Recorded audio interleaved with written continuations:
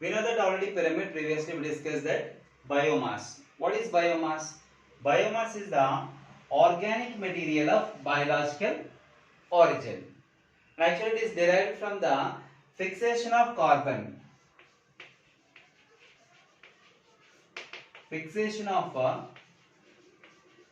carbon in the sense of most probably the plants or trap the solar energy and they are converting the carbon dioxide into carbohydrate or starch, right?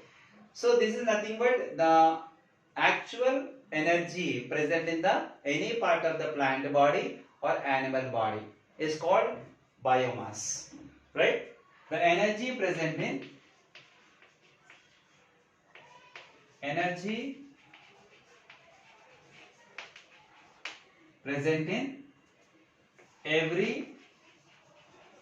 part of the plant or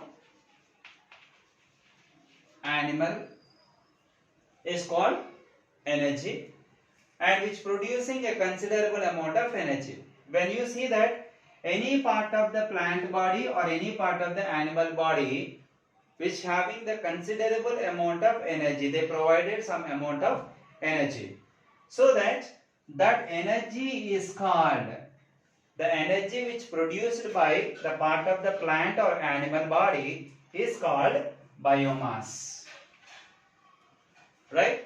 When you observe the pyramid of biomass,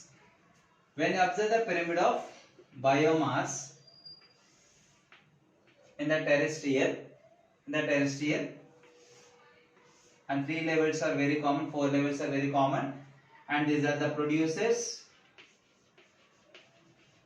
primary consumers, secondary consumers, tertiary consumers, right? The energy present in the producers comparatively the primary consumers is very less.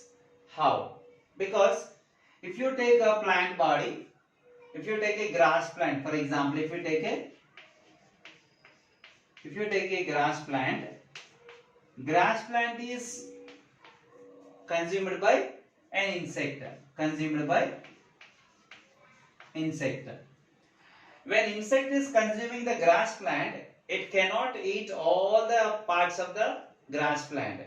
It consuming the leaves particularly, right? So that the energy present in the leaves is comparatively the energy present in the grasshopper is very less. And in the same way, the energy present in the frog, comparatively the energy present in the body of a grasshopper is very less. And comparatively the energy present in the snake is comparatively the energy present in the body of a frog is very less. So that when you observe that the pyramid of biomass, the energy or biomass from bottom to top is decreasing. The biomass present in the terrestrial ecosystem from bottom to top it is decreasing, right?